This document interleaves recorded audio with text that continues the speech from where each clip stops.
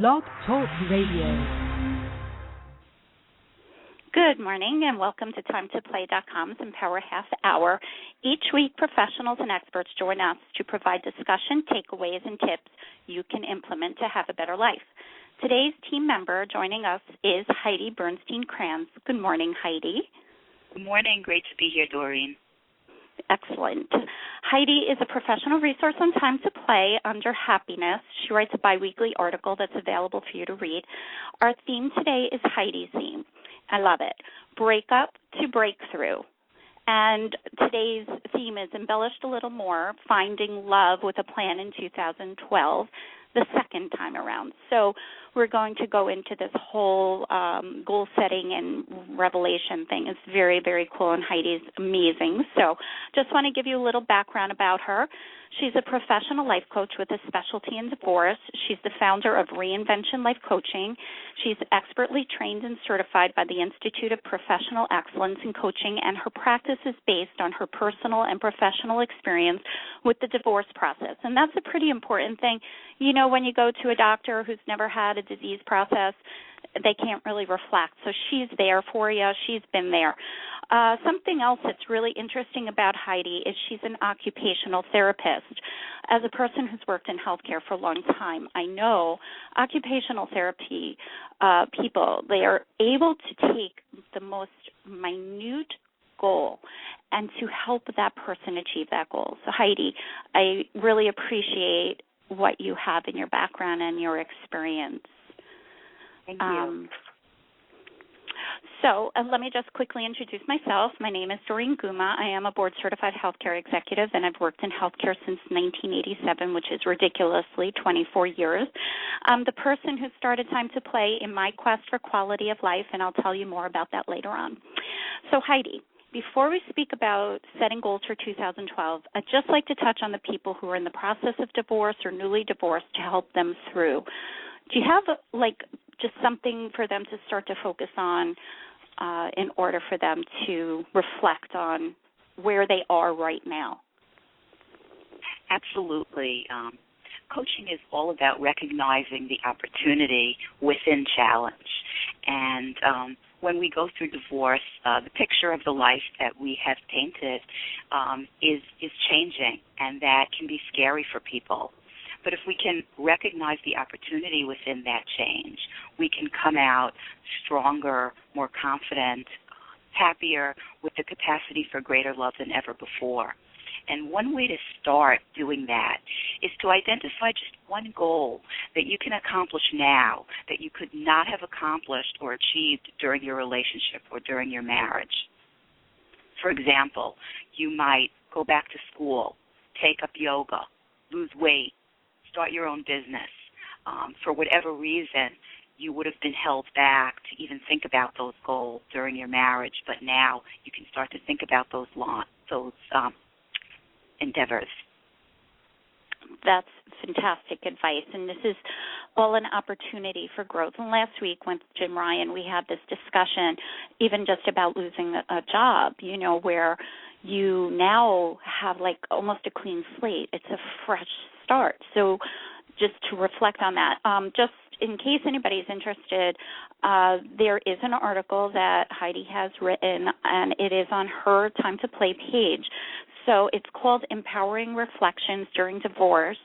And all you need to do is you go to the Happiness Professionals, find Heidi, and scroll down to that article because she's got 2 posted so far. It's very informative. Just for other information, the homepage is being redesigned. It should be up next week. It's going to be indexed and so much easier to use. I'm so excited. So just bear with us for another few days, but her article is there if you want to read that. Okay, so break up to breakthrough. Finding love with a plan in 2012, the second time around. We all want love, Heidi, right? Absolutely. So, what do you mean by love with a plan? Okay, great question. So it always strikes me that we approach every aspect of our lives with a really well thought out plan, whether it's our careers or our education, our parenting, even a vacation. Every detail is figured out in advance. But somehow what I find over and over is that with our love lives, we do not approach it with a plan.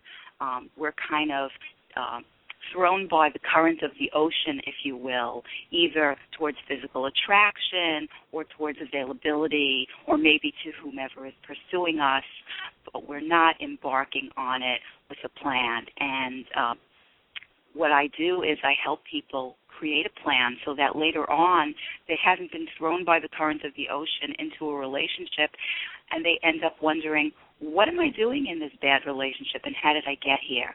Well, let's create the relationship that we're looking for from the beginning. So that's what I mean by the plan, and I can explain it more in detail if you guys are ready.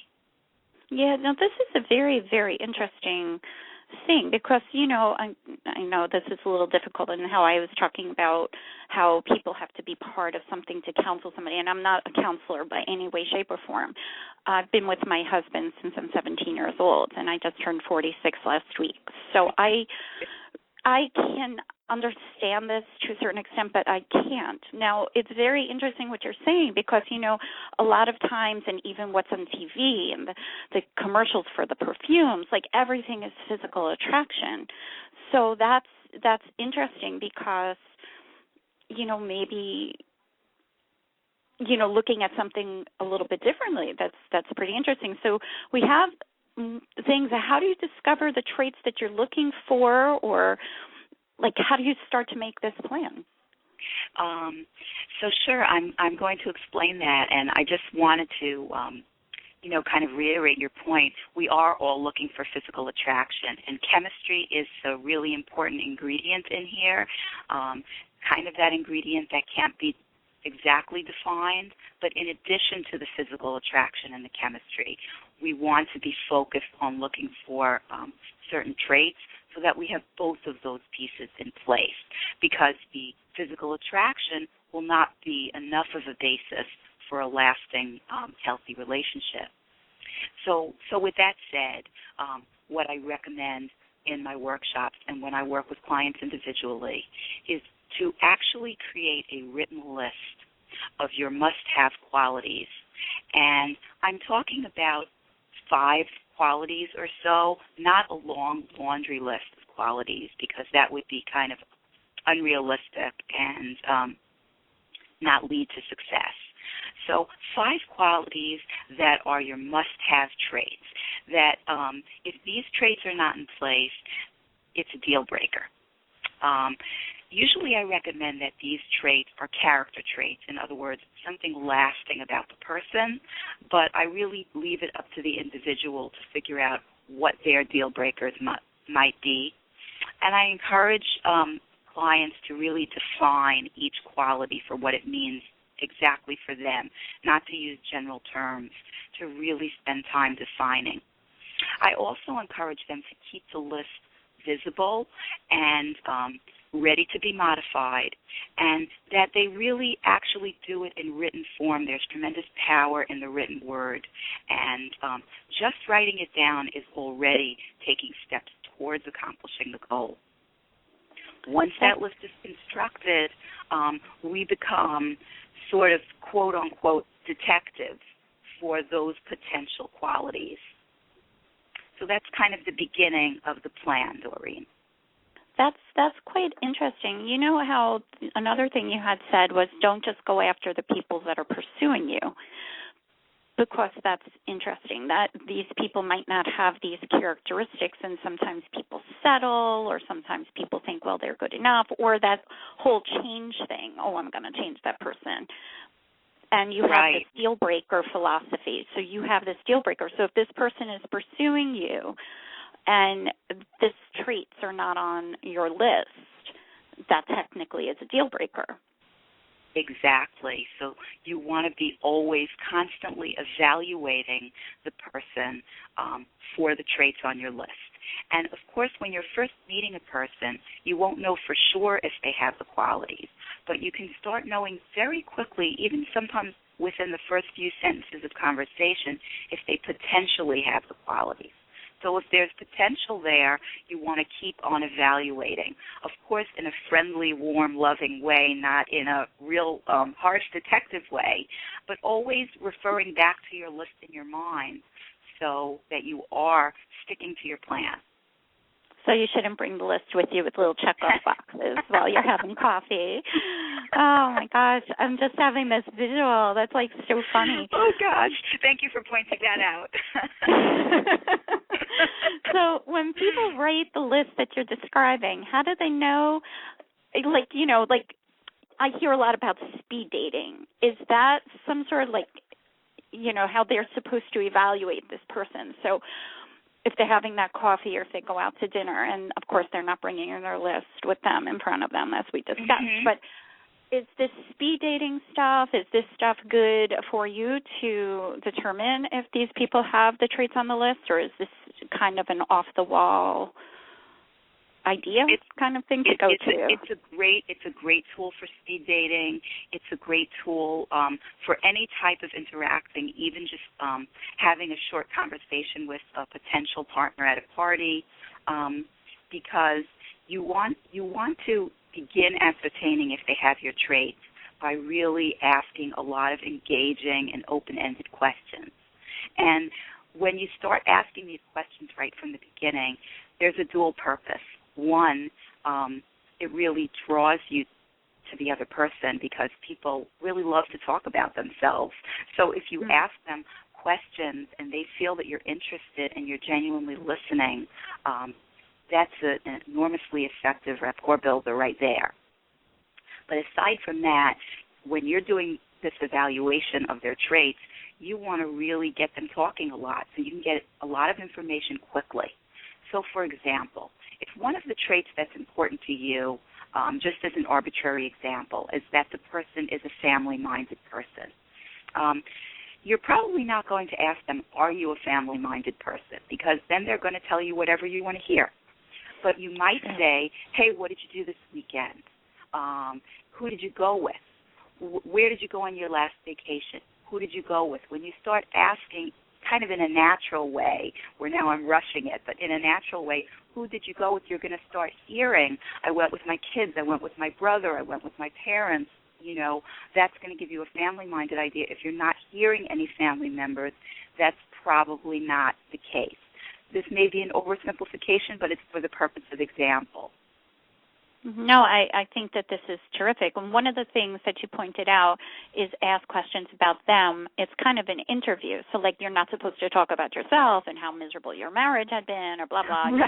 But you're getting them to talk a lot about themselves and getting them to strategically answer questions as an interview. So, like, they're on a job interview, technically. Right. Now the art of dating comes in here, where you don't want the person to feel like they're on an interview. It has to be, really done in a light, fun, interactive way. But it is kind of a twist on an interview, and many people do feel that a date is an interview. But you want to keep your topics, certainly in the very beginning, light and not overly serious, and inject humor and just kind of do a lot of smiling and exuding positivity, so the person feels real comfortable and really begins sharing a lot about themselves. Well, they're interviewing you, too, so that's pretty interesting. Well, this is true.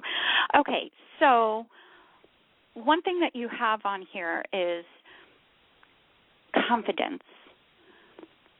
I think technically, if you've divorced, it's the same as fired. I mean, seriously, it's just a major life upset. You're going to have confidence issues. So how do you start to gain confidence to go out there and even have the courage to start to look for a new person or to meet new people? So that's a great question, and, that is a typical issue that people struggle with, particularly if they've been out of the dating world for quite some time. And generally, however the divorce has gone, people come out feeling kind of beat up and emotionally beat up, whether they were the ones to choose to leave or they were left. we all end up kind of feeling a bit beat up after that. And interesting that you asked that question. I'm really big on lists. So anybody that's heard me speak kind of knows that about me already. One of the ways that we can begin to rebuild our confidence is the same way that we create a list of must-haves in a partner. We create a list of all of our positive traits. And the great thing about our list is it's not confined to 5 traits.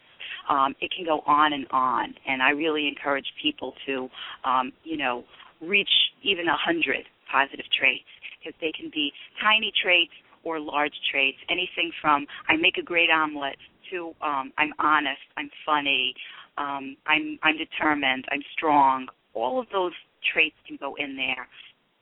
Again, it's the power of the written word, keeping that list visible and going back to it, and really having what you bring to the table in the forefront of your mind when you're going on this date. So not only the traits that you're looking for in the other, but also, hey, these are my beautiful traits, and I want to share them. That's terrific information. That's terrific advice. And I actually was talking to Chrissy.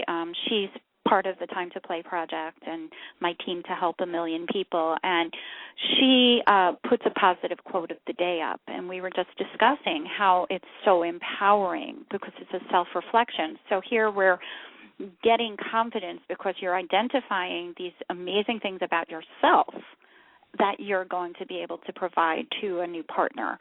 And there's more. So now, okay, going back to these lists and developing these lists, developing your plan, your love plan, and now you have your list of positives and you have your people's traits that you're specifically looking for. How does that make that person more appealing? How does this become more appealing? Like, how are all of these kind of melded together to develop this amazing relationship this second time around? So great question, Doreen. So now we're armed with these tools, and we're going out on this date. And part of what makes us more appealing with this plan is, as I had mentioned, really being a good listener and asking a lot of open-ended, engaging questions is going to immediately draw the other person to you. Being armed with your own positive traits kind of in the forefront of your mind exudes confidence, and confidence just draws people to you like flies to honey. Beyond that, what you want to begin to do in as part of this plan is when you're hearing positive traits in answers to your questions, you want to really begin to identify the traits and share it back with the person. So you're giving them in a real natural way this positive feedback. So if you start to hear positive qualities that they're demonstrating via your questions, you might want to say, hey, you sound like a really devoted dad, or I can't believe you built that business from scratch. You sound like a really dedicated, determined person. You want to give them back these traits, and this is something unusual that most people are maybe afraid to do or not practiced in doing. And when you start to do that, it makes the other person feel so great, particularly when you've really hit the nail on the head in what you're describing about them. So anybody can give another person a compliment like, you have beautiful eyes or beautiful hair, and certainly we all love that. But if you can really nail the truth about a person in a short amount of time in a conversation with them and really talk about a character trait of theirs, they start to feel like sometimes, wow, I was married for 10 years and my spouse never got that about me. I'm with this person for 5 minutes and she really gets it. And why does she or he really get it? Because you're asking those questions and you're not afraid to give the feedback of what you found in a real positive, light way. That's amazing. And you know what? Society likes to find fault and develop negativity for like everything, like watch the news. Like you can never hear of those amazing people that do amazing things every day, but they'll tell you about anything that's negative. And I think that positive feedback is so amazing, because I know, like, do we ever do that? Even you take advantage of the other person, your kids or your spouse. You sometimes don't acknowledge the amazing things that each of these people do, or the traits that they have. So that's a tremendous, maybe that person did for 10 years live with negativity and never had somebody say, wow, thank you for making me breakfast, or that was amazing, So what a fantastic way to start a new relationship, because I'm sure if you give somebody positive feedback, they're going to give you positive feedback too. Right, So. and it just it's very encouraging for the other person too. And you bring up a great point, Doreen, about doing this with our children, and it's so important really to use this plan kind of in all our interactions. So I'm emphasizing it for dating, but really the way to gain confidence using this whole plan is to use it with others all the time in your daily life, so it kind of becomes natural, particularly the part about asking questions, ascertaining positive qualities, and sharing them back with the other person. You can do this with your family members, your coworkers, your friends. It doesn't have to be in a dating situation. When it becomes really natural, it'll be a lot easier to do it in the dating situation. The other amazing benefit of this is that when you train your mind to recognize positive traits in people, you start to be able to recognize more positive traits within yourself and build greater self-love. And again, we're back in the cycle of exuding more confidence and drawing people more to you in that way. Well, I love the build greater self-love, because if you love yourself, then you can love others, as you know. Let me see. We have 7 minutes. All right. So I want to just give people some information on how to contact Heidi. You could go on to TimetoPlay, to her page, and you could get her information right there, or you could go to www.reinventionlifecoaching.com. It's REINVENTION, reinventionlifecoaching.com. You could email her at Coach Heidi K for crayons. I'm just trying to think like Coach Heidi K, like, okay, I was going to say kite, but I figured I'd use, Coach Heidi K at gmail.com, or you could call her at 516-313-3185. I just want to do one more quick thing, and then I have this really cool stuff to end this for this day. So if you haven't signed up for the mailing list, please go to TimetoPlay.com and do so. And this way I could send you the weekly newsletter and updates and information about great podcasts like what we are doing today with Heidi. The homepage is changing, so please just bear with us for another day or two, and it will be easier to use. And wait till you see what we have in store for 2012. My vision for TimetoPlay is for it to be a people-helping-people project. We all have to work together to help each other enjoy life. The TimetoPlay philosophy is you have to be happy, healthy, have money, and a work-life balance to have quality of life.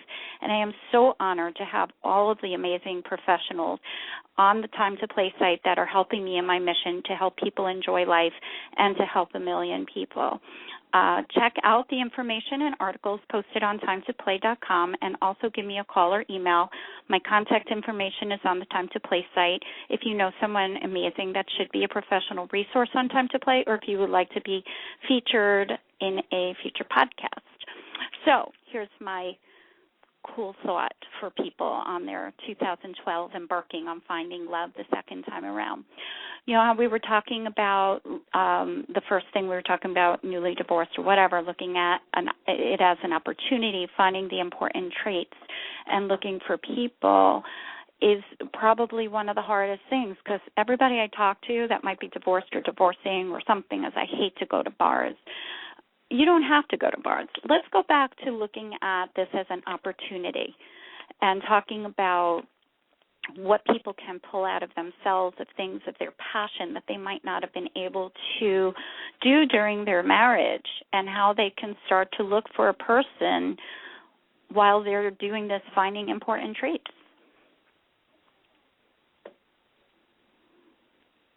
Heidi, you there? Yes, Doreen, I didn't want to interrupt you. Did I confuse you? Like, I'm just thinking, like, what if you love yoga and your husband never loved yoga, or your wife never loved yoga? So what if you go to yoga, or, you know, I'm just thinking. I'm so glad that you brought out that point, because you can take this skill even into the supermarket, and you can be online in the supermarket and start asking somebody open-ended questions about what's in their cart and learn so much about them and strike up a conversation that might lead to love. It's certainly not exclusive to singles events or bars and parties, and I'm so glad that you recognized that. And it sounded like you were on a great roll, and I kind of wanted you to impart more of that to people. I'm like sitting there thinking, wow, you know, there's such opportunity. See, this is this soul searching thing, your list. So go back to your list and what somebody can do and how they can be really creative, and they don't have to go to a bar.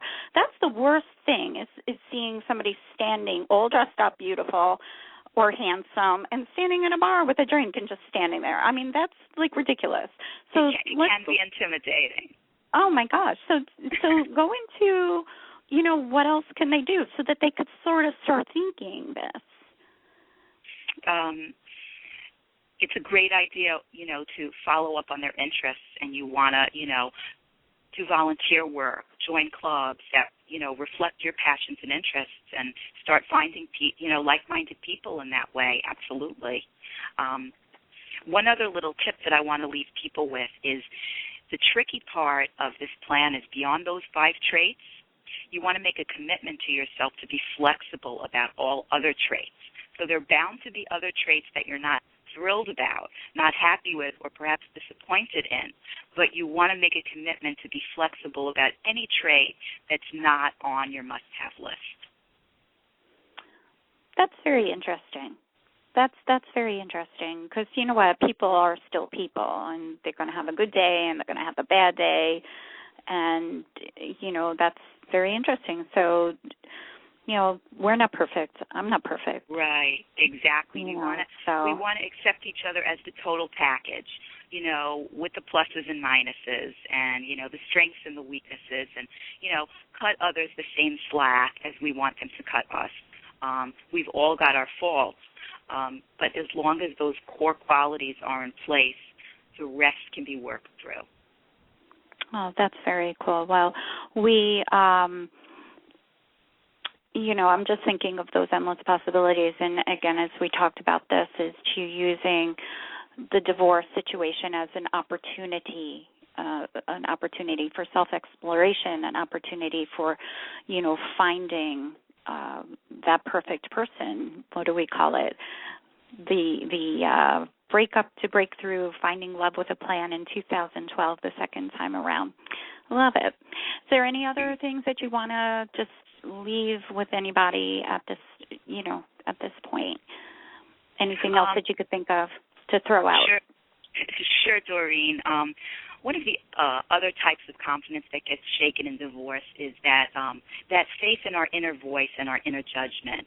And just because we were in the wrong relationship, that's not evidence that our inner voice is not intelligent. It's just evidence that we were maybe not tapped into it or chose not to listen to it at that time. So we want to really restore our faith in that inner voice. We each know what's right and best for us. All we need to do is tap into that. Fabulous.